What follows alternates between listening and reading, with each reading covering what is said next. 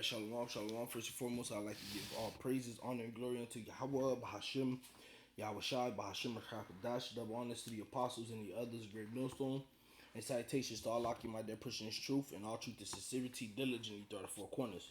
All right, I'm the brother Shamar Moth from Great Millstone, Miami, coming to Akim with another quick lesson through the spirit power of Bahashim Shai. And Lord's will, this lesson be quick, edifying, and straight to the point. All right, as you see, the title says the other nations will serve us. All right, and that's exactly what's going to happen.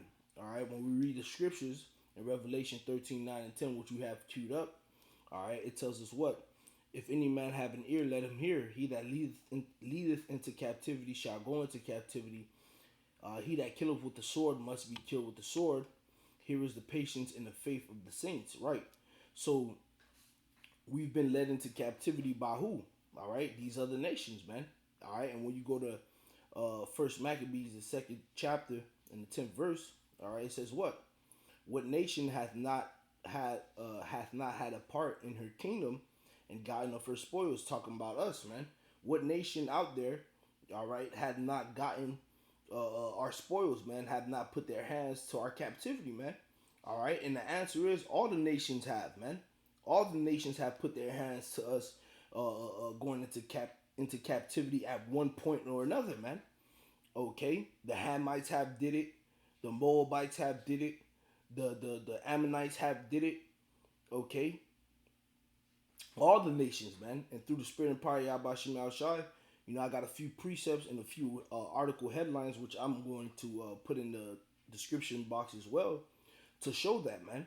All right, the first precept I want to start with is Exodus. All right, because when you read our history, okay, when you read our history, the first written captivity for the nation of Israel, all right, happened in Egypt. This is Exodus chapter 1 and verse 8. It says, now there arose up a new king over Egypt, which knew not Joseph. And when you read the history, all right, in Genesis towards the end, you'll see that Joseph was sold by his brothers. Okay, all right, and I believe to the Midians, if I'm not mistaken. He was sold by his brothers, and those Midians sold Joseph to the Egyptians. All right, and Joseph grew, okay, in Egypt. All right, grew of respectableness, if that's a word. All right, and ended up becoming damn near the president of Egypt, man. All right, and then there was a famine that happened in all the lands. All right, which forced his family to have to shift and move from the land of Canaan, which is the promised land, into Egypt, man. All right, and there, through the Spirit, after the reconciliation of him and his brothers, all right, the Lord had it that Joseph, through the Spirit of Pariyah by Shemal Shai and by the behest of the Pharaoh at the time, all right, set up a portion of land for Jacob, all right, which is Joseph's father, all right, and his family, man. All right, and I believe it was 70 souls that entered into Egypt, all right, at that time, and then from there, Joseph died, all right, Jacob died, okay, and then fast forward, now we at this point. Now there's a new king over Egypt. He didn't know Joseph, right? Verse 9, it says, uh, if it's not the Midians, it'll probably the Ishmaelites. Trying to remember. If I'm wrong, you brothers correct me in the comment board, bubble shot. But verse 9, it says, and he said unto his people, all right, the new king said unto his people, the Egyptians, behold, the people of the children of Israel are more and mightier than we. Come on, Salakia, come on, let us deal wisely with them, lest they multiply, and it come to pass that when there falleth out any war, they join also unto our enemies and fight against us, and so get them up, out of the land. Therefore, they did set over them taskmasters to afflict them with their burdens, and they built for Pharaoh treasure cities, Pithom and Ramses.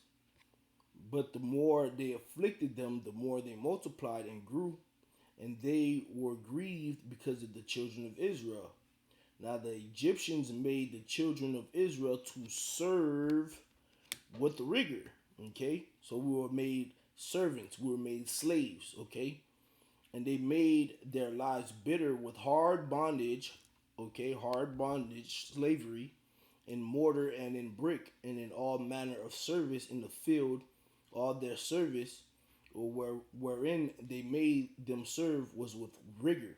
Okay, so we were in captivity under the Egyptians, man, and the Lord, delivered us out of the captivity of Egypt. All right, by His servant Moses, man. Okay, the Assyrians, man, was another captivity that our people went through. The Northern Kingdom, and specifically, all right, went through that, man. And you could go to through the kings for that history, all right. But I just wanted to bring this point out in Second Ezra 13:40. It says, "Those are the 10 tribes which were carried away prisoners out of their own land." All right, carried away prisoners. What's a prisoner? A captive. What's a captive? A slave, man. All right. They were carried. It says which were carried away prisoners out of their own land in the time of Hosea, the king, whom Shalmaneser, the king of Assyria, led away captive. You see, we were captives. All right, and he carried them over the waters, and so came they into another land, which was the land of Assyria. We were brought. The northern kingdom was brought as captives into the land of Assyria, and then from there, after that point of captivity, the northern kingdom decided, all right, that they would not return to their land, all right, which is found in in Israel, but they would go to a further land which no man knew or dwelt in, all right, to and there they would serve the Lord, which is the Americas, and that's how, all right, Christopher Columbus, all right, Christopher Cologne, all right, if you want to call him that, whatever his name is, fuck that nigga, anyways, all right, but that's how he knew, okay, uh, uh, uh, where the Americas was, and that's how he knew where to come, man. Because when you watch that movie, I forget the title of the movie. Okay, there was questioning him, asking him, "How do you know what's over there?" He said he read, all right, the book. He said he read in Esdras, and then the dude that he was talking to said, "Ah, you gonna believe the words of the Jews?" All right, and there was records that says that when Christopher Columbus came over here, he came with Hebrew interpreters because he knew he would find the original Hebrews, okay, which are the Israelites over here in the Americas, man. All right, and then from there, we already know what this nigga did, man. He led the transatlantic slave trade. There was a new movement, man.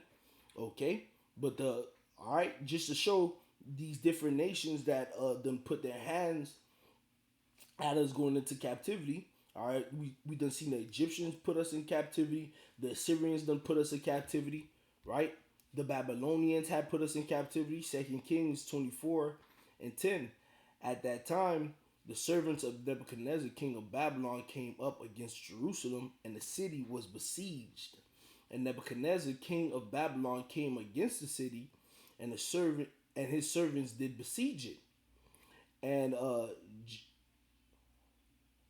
Jehoiakim, all right, Jehoiachin, all right, the king of Judah, went out to the king of Babylon.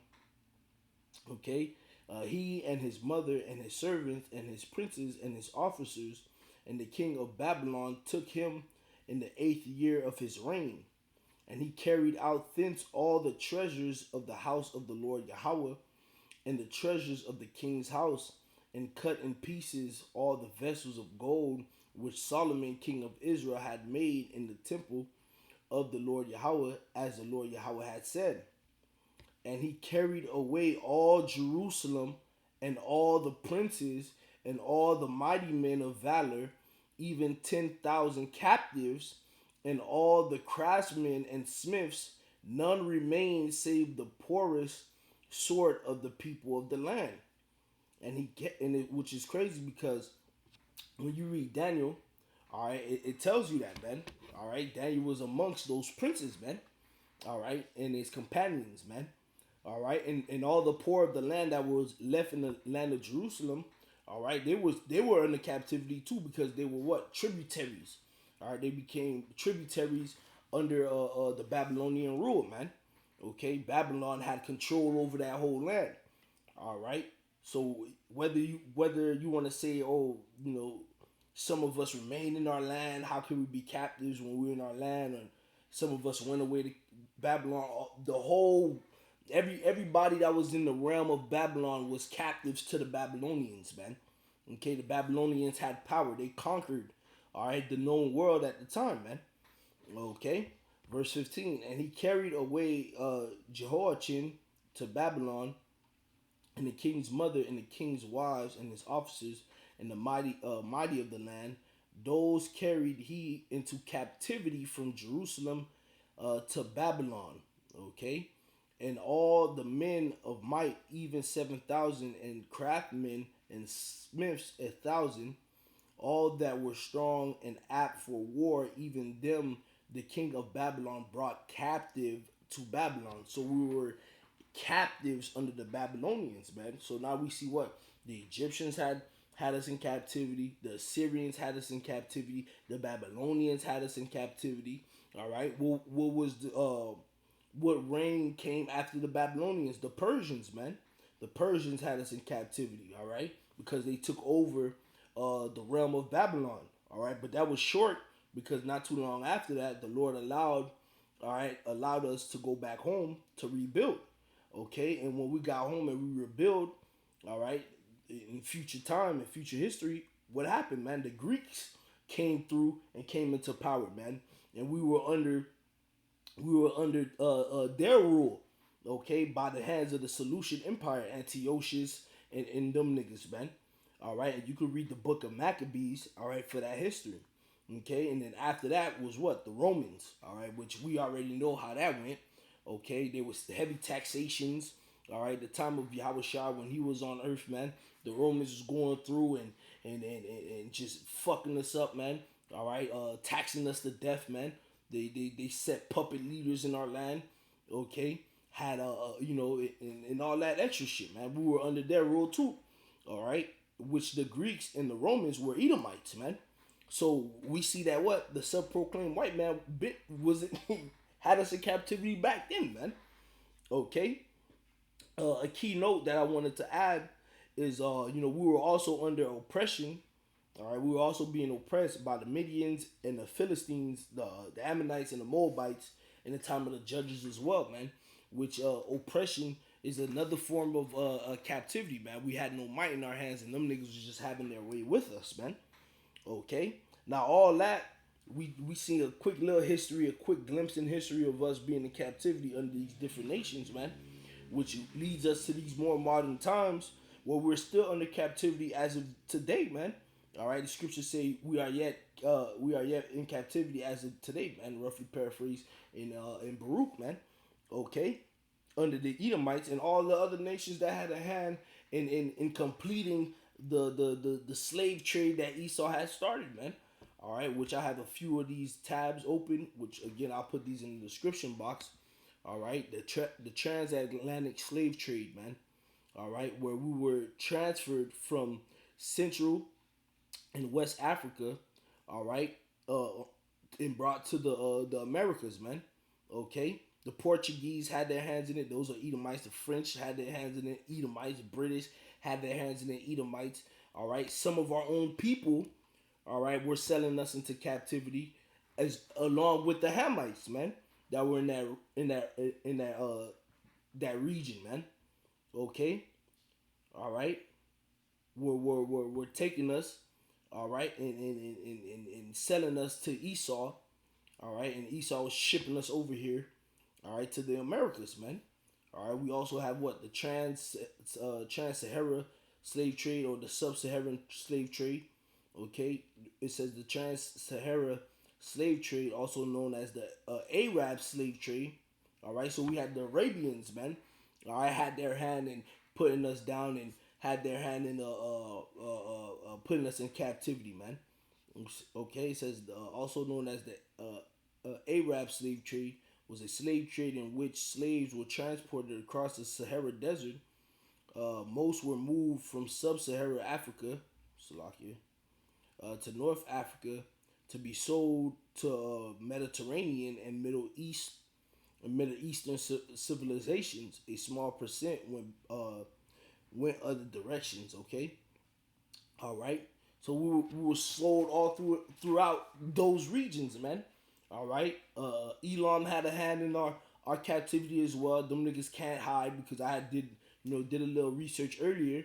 All right. I believe the Google question I had googled was what was the role of India, all right, in the in the slave trade of the Negroes, all right, and guess what? The sub-Saharan slave trade popped up, man. All right, so them niggas had their hands in trading us off, man. Okay, just to prove that all these nations had a hand in it, man. All right, you want to go all the way to Africa, okay? All right, it says what? This is from Arrow, which I'll put this again, Arrow magazine. All right, it says the forgotten history of of African slavery in China. All right, you can read all this, but I want to get straight to the point right here. Okay, it says African slavery in China. The first Africans arrived in China as a gift from the king of Kalinga in Java to the Tang Empire in 1813 AD. Okay, and when you click this link right here, it's gonna open the Google Books tab, and then what's the first thing you see, man? It says from the Persian Gulf under the northern, so like the northeast monsoon, by extension, then every Negro was a Zengin, all right, during the space of 6 years from 1813 to 1818. Okay, so it clearly places the Negroes, and who are the Negroes today? All right, that's our people, man, the Israelites. Okay, and then from there, you could connect the dots. That's how we ended up, all right, in Japan, man. All right, but it just goes to show you all these nations, all right, had a hand, all right, in our captivity. Okay, none of these nations, all right, are exempt from the servitude that's about to come for them, all right, onto us, man. They're gonna serve us, man. All right, they're gonna serve us. Okay, this is the book of Second Thessalonians 1:6. It says, "Seeing it is a righteous thing with the Most High to recompense tribulation to them that trouble you." All right, and what is recompense? Let's get that real quick.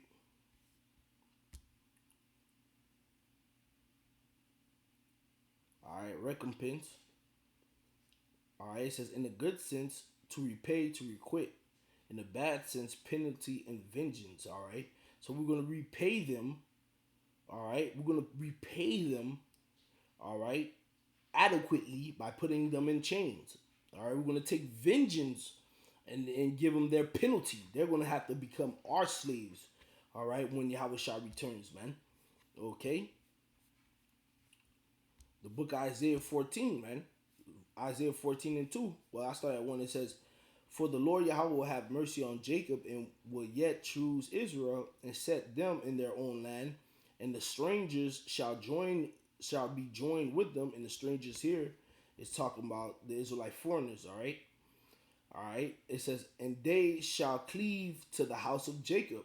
Verse 2. "And the people shall take them and bring them to their place, and the house of Israel shall possess them in the land of the Lord Yahweh for servants and handmaids, and they shall take them captives, whose captives they were, and they shall rule over their oppressors," man. So we're gonna take captives whose captives we were, man. And we went through a whole slew of nations who we've been captives under, man. They're going to be our captives. All right. I also made a keynote of those that oppressed us. We're going to oppress them, man. Okay. The book of Isaiah 60 tells us this, man. Isaiah 60:10. "And the sons of strangers shall build up thy walls, and their kings shall minister unto thee." And the word minister goes into serve, man. Let's look that up real quick. Okay.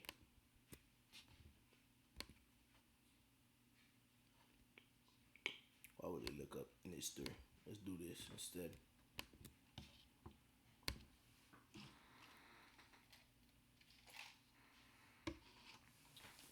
Minister, a man consecrated to serve. Okay, a servant, a valet. All right, All right, a subordinate. Okay, so they're going to minister unto us, man. All right, they're gonna be our servants. All right. It says, and their king shall minister unto thee.